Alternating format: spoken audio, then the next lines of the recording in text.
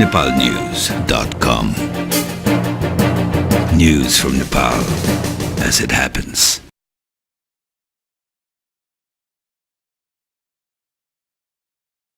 Nobel शान्ति पुरस्कार विजेता प्रोफेसर मोहम्मद युनुसले सामाजिक व्यवसाय मार्फत समाजबाट बिस्तारै गरिबी हटाउन सकिने बताएका छन्।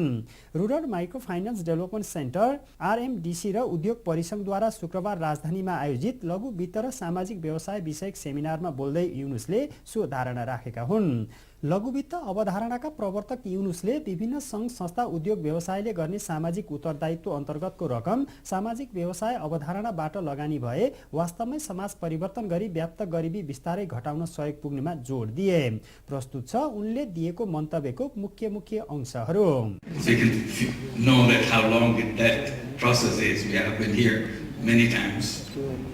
But I apologize that I stopped coming here for some time. Now it's about 12 years since 2000. That was the last time when I had the meeting with the RMDC and trying to look at what can be done through RMDC. I was trying to encourage them to create a structure like RMDC because I was encouraged by our experience, what we did in Bangladesh to PKSF. So this is a kind of similar initiative. Today, Nepal has come a long way on microfinance since what I saw 12 years back. So I want to congratulate all of you for achievements that you made. I'm sure we can make a list of things what you need to do, but it's good to see what we have done already, and that's a tremendous success.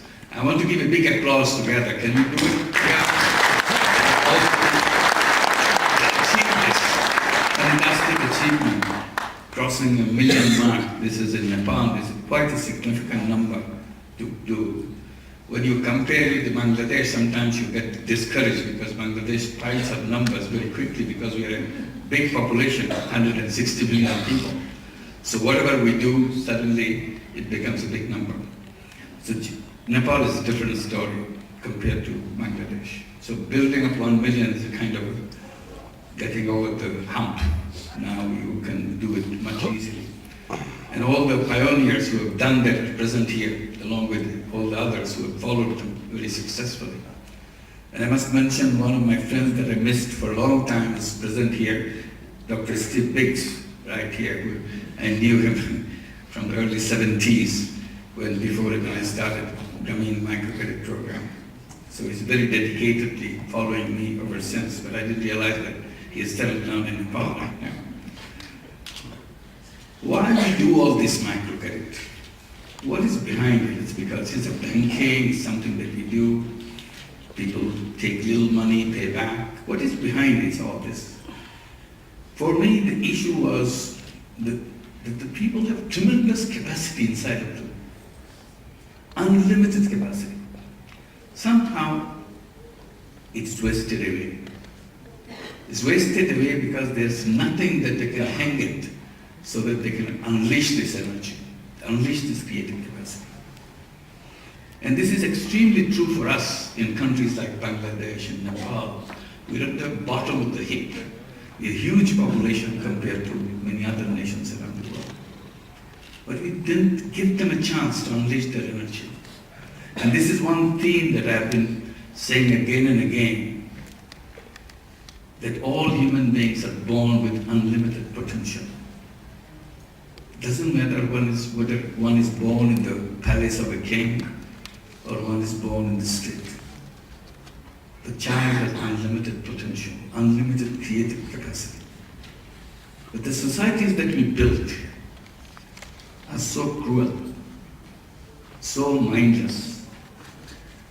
They do not give the opportunity to that human being to even to feel a small slice of that power, the capacity that one has. And that's what the ramification that we see around us in poverty, in helplessness, in destitute and all that. It's not the fault of the person. It's the fault of the society that we built, system that we built.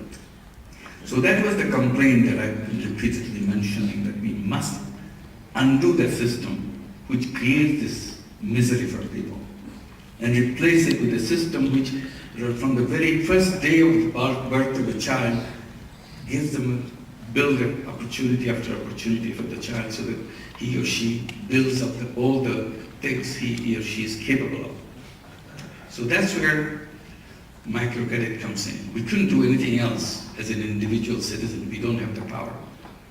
Because our powers are somehow concentrated in governments, concentrated in businesses and so on.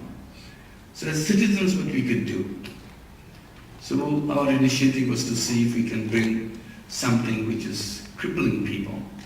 They're going to the loan sharks to take a little loan so that they can do something, little things that they could do. I said, I cannot change the world to replace the loan sharks, but I can lend personally to a few people. At least for these few people, they will have a chance to use this money in a better way and get the results for themselves rather than somebody else. So that was the beginning in middle of 70s, in 1976, lending few dollars worth of money to few people in the village. And that struck me so strongly that I wanted to continue, and that's the continuation process led me to create that microcredit program. That led me to create a bank over it, called it my Grameen Bank, and then encouraging others to follow.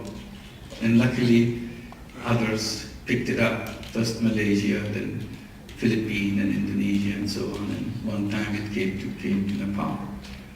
Now we run these programs everywhere. You do it here and many other people do in every other country. It's all over the world. When people ask me, how many countries you have who have microcredit programs in the world?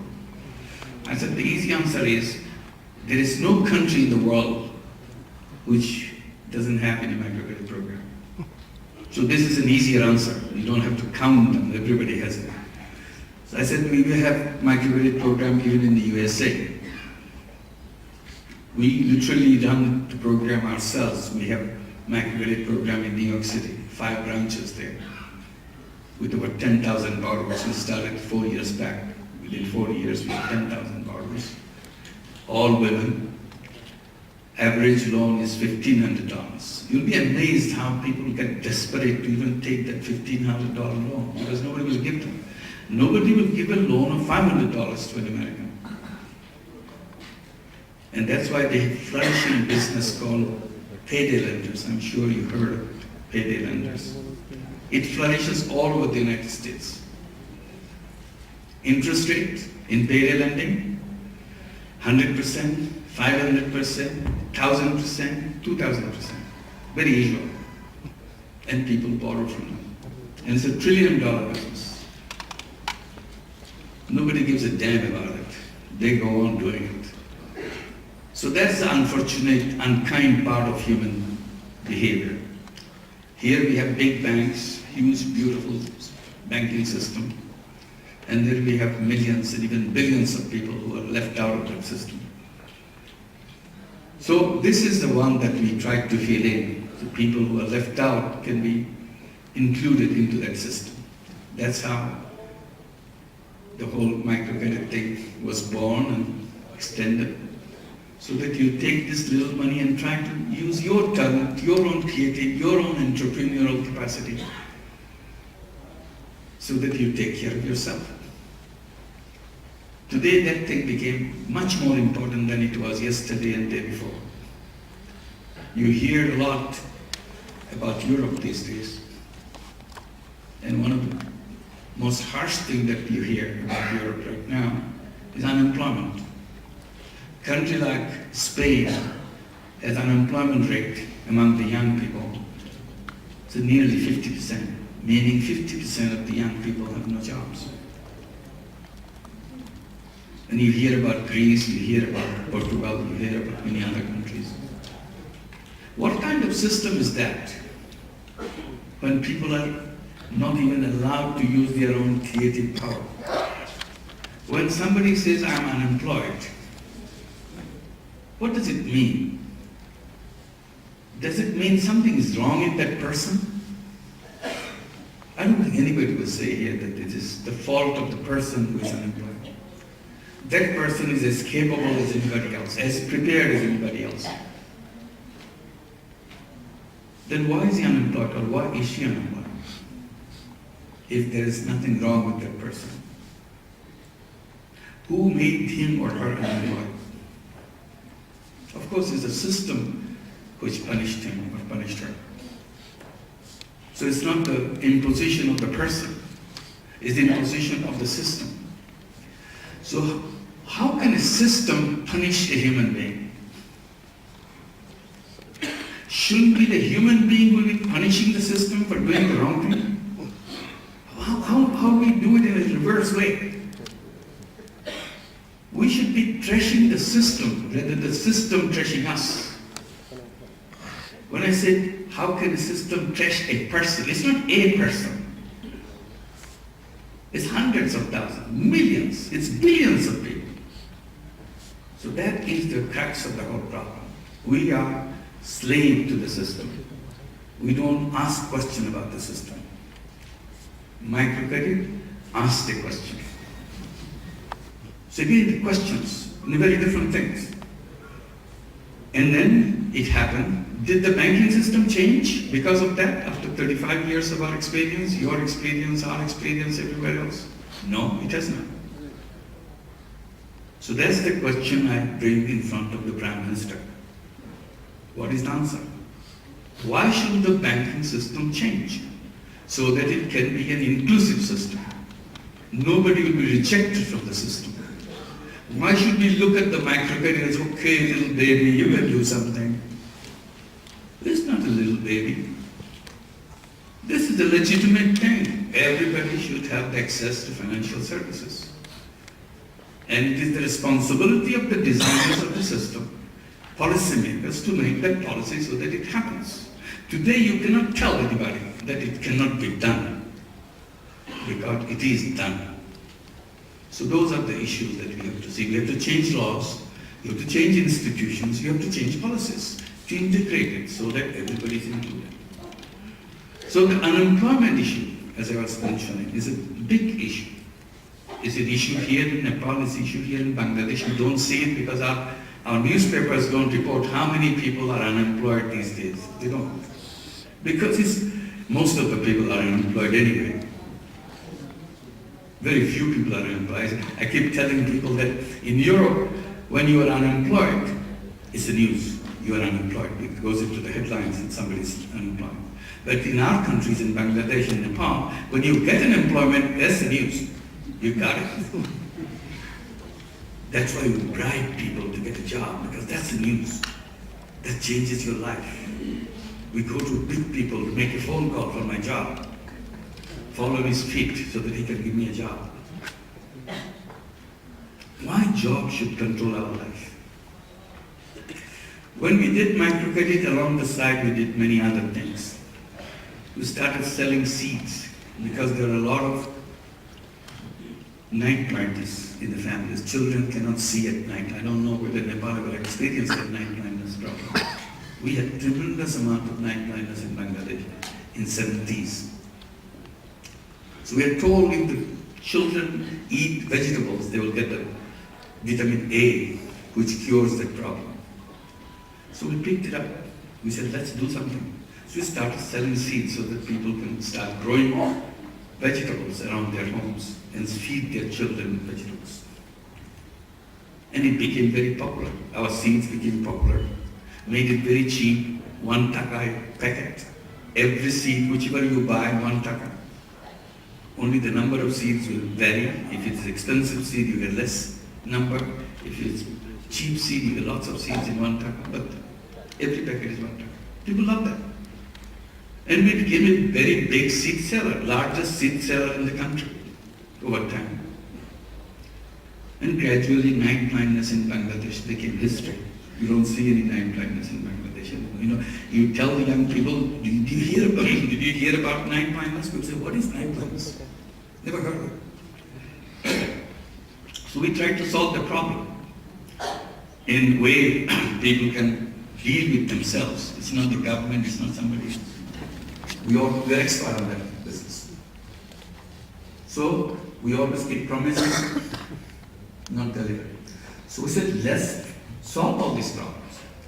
That's why I created all those companies, more than 50 different companies. These are companies to solve problems without having any intention of making personal money. All the companies that I ever built, I don't own a single share in any company. I don't make one single taka worth of profit out of this company, because that was not my intention. Intention was to solve problems. Then I started saying, why can't we all create those companies like that? Then I started calling them non-dividend company to solve human problem, and gave it a name, called it social business. That's the subject that I was supposed to explain to you. It's very interesting thing. It's a fun thing to do. We use our own creative power to look at the problem and solve it. We can create social business in any kind of situation. For remote people, for close people, for old people, for young people. Bring technology to them, bring environmental facility to them, income facility to them. Now when companies in Europe, now they are laying off people, like we do in our countries too. When crisis comes, we lay off our people, they don't know where to go. So they are consulting us in Europe how to create social business. When the people are laid off, so that they don't feel they lost something, they are happy that they gained something, because they will do their own, because the social business is giving them new opportunities. Why can't we do it ourselves here? They are asking for our advice, but we are not taking our own advice. So I hear in Nepal, people are eased off from defense services and other services, and given golden handshakes and other things, of course, because sometimes you have to do that. But what do? We just let them go is easy. But what happens after that? That's a difficult question. We can create opportunities for them, create little social businesses, anybody else, any one of us can create that. We don't have to wait for the government to do that. We can create small little social businesses to accommodate 5 of those, 10 of those, 3 of those, and so on. Not for making money for ourselves, but transform people's lives in a business way. When government gives something, it has to give it free. Otherwise people say, hey, why are you charging us? We gave you a vote, you have to give it free. So their capacity becomes limited. You as a finance minister, you knew that, how difficult it is to find money to projects. But investing money is so much more fun, because it comes back again. You roll it back again. The charity money has one life. It goes, it does the job, but never comes back. But you can transform this into a business model, particularly the social business model. Then money comes back, it goes back again to do the job again, or expand it, and so on. And that's the fun part. We create training institutes, like we have nursing colleges, college we built in Bangladesh as a social business, so that the young girls from Grameen families, poor families, who are now has some college education, we take them to nursing college, give them world-class nursing education, and charge them very high tuition, because it's very expensive education. But they don't have to pay a penny, because we give them education loan. And then when they get the job, the promise is they have to pay us back. And we give them right away what salary they will get after they graduate. And we say 1/3 of that salary we have to pay us back. This is the money you're taking home. Is it okay for you? Is it enough for you? He said, that's enough for us. लघुवित्त मार्फत बंगलादेशमा मात्र हैन विश्वमा नै करोडौं नागरिकलाई गरिबीको रेखा बाहिर ल्याउन सफल भएको भन्दै सन् 2006 मा नोबेल शान्ति पुरस्कारबाट सम्मानित गरिएको थियो। सो अवसरमा युनुसलाई प्रधानमन्त्री बाबुराम भट्टराईले दोस्सला ओढाई सम्मान समेत गर्नुभएको थियो। नोबेल शान्ति पुरस्कार विजेता युनुसको भनाई सम्बन्धी समाचार यति नै। nepalnews.com News from Nepal as it happens.